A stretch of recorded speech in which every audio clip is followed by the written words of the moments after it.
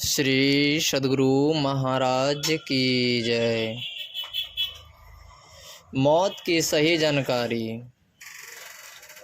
जो अपनी मौत को प्रत्यक्ष की तरह देखते हैं उनकी सब संसारिक भोग वासनाएं छूट जाती है। संसारिक भोग वासनाओं में फंसे रहने पर संसारिक विषयों में आसक्ति होती है। इसलिए चाहिए कि अपने मरने को यानी मौत को प्रत्यक्ष रूप से जानो। लड़कपन में मैंने अंग्रेजी की एक पुस्तक में पढ़ा था, ऑल मैन मस्ट डाई, सब मनुष्य अवश्य मरेंगे। यह ज्ञान बड़ा श्रेष्ठ ज्ञान है। इस पर एक सत्य कथा कहता हूँ। काशी में रहने वाले स्वामी रामानंद के समय की बात है। उस समय बलख बुखारा नामक एक मुसलमानी देश था। वहाँ का सुल्तान बड़ा विलासी था। जो फकीर यानी साधु उस देश में जाते थे उनसे वह पूछता था कि फकीर क्यों बन गए हो। ठीक उत्तर नहीं मिलने पर उन्हें कैद कर लेता था और उनसे चक्कियाँ चलवाता था। यह खबर रामानंद स्वामी को मिली। उन्होंने अपने सभी शिष्यों से पूछा कि तुम लोगों में से कोई जाकर उस सुल्तान को शिक्षा दे सकते हो। कबीर साहब को छोड़कर कोई उस मुसलमानी देश में जाने के लिए तैयार नहीं हुए। कबीर साहब वहाँ गए और उसके दरबार के सामने टहलने लगे। सुल्तान ने इनसे भी वही प्रश्न किया कि क्यों फकीर हो गए हो। कबीर साहब ने कहा कि अपनी मौत को जानने के कारण मैं फकीर बन गया हूँ। सुल्तान का जो वजीर आजम था वह कबीर साहब की बात सुनकर खूब हंसा और बोला कि यह कौन बड़ी बात है, मौत को कौन नहीं जानता है। कबीर साहब ने सोचा कि इसको प्रत्यक्ष रूप से मौत दिखाता हूँ। उन्होंने अपना नाम वहाँ जिंदा फकीर रख लिया। जिंदा फकीर ने सुल्तान से एकांत में बुलाकर कहा कि देखिए सुल्तान, आप अपने मंत्री को हुक्म दीजिए कि आज से 7वें दिन तुमको फांसी दी जाएगी। आप इसको फांसी नहीं दीजिएगा, मैं सिर्फ यह दिखाना चाहता हूँ कि मैं सिर्फ यह दिखाना चाहता हूँ कि मौत को जानने पर मन कैसा होता है। सुल्तान ने सभा में जाकर ऐलान किया कि आज से 7वें दिन वजीर आजम को फांसी दी जाएगी। इतना सुनते ही वजीर आजम की सारी खुशहाली खत्म हो गई। वह किसी तरह घर गया और वहां जाकर खाना पीना छोड़कर खाट पर पड़ गया। परिवार के लोगों के द्वारा पूछे जाने पर कुछ भी उत्तर नहीं देता था।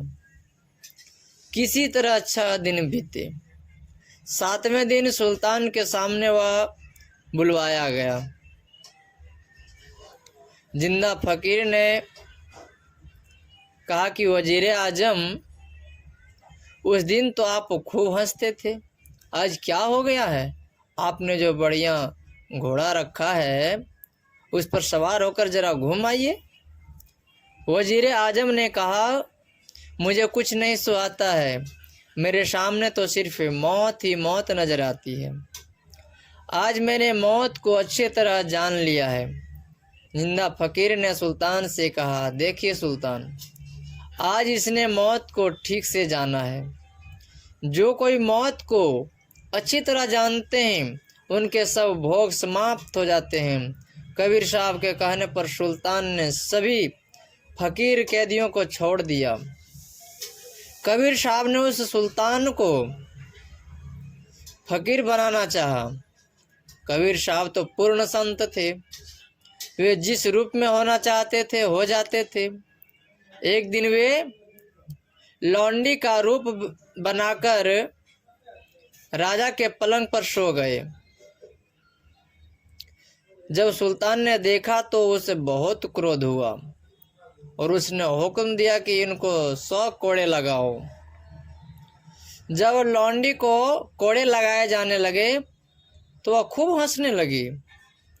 सुल्तान ने विस्मित होकर पूछा कि तुम मार खाने पर भी इतना क्यों हंसती हो? लौंडी ने उत्तर दिया, मैं तो थोड़े समय तक इस पलंग पर सोई तो मुझे इतनी मार लगी।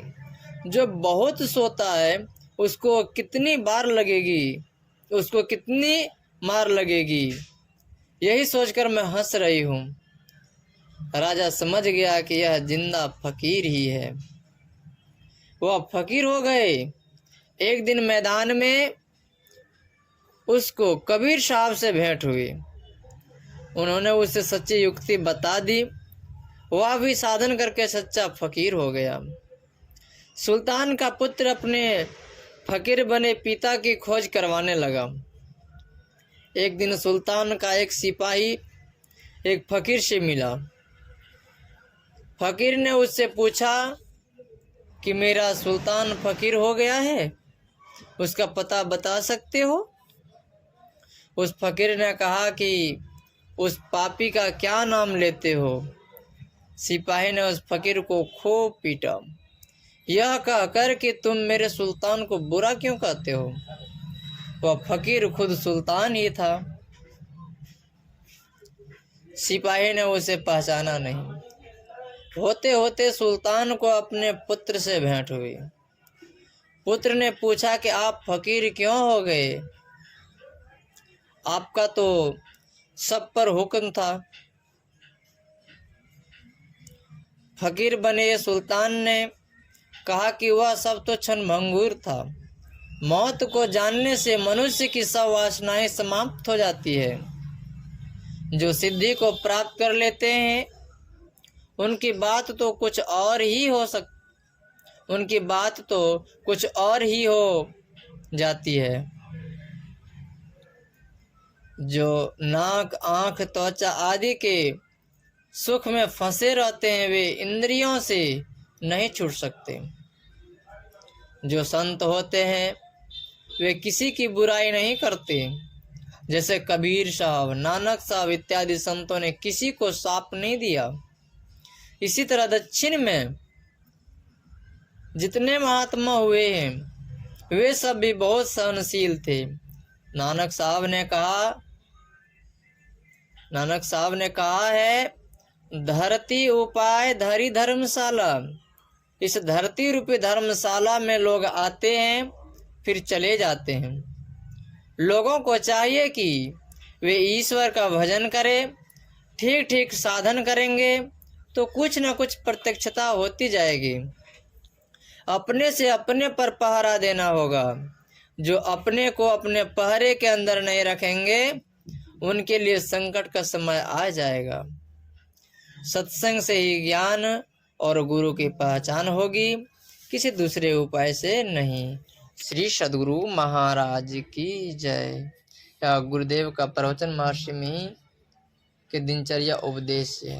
श्री सद्गुरु महाराज की जय।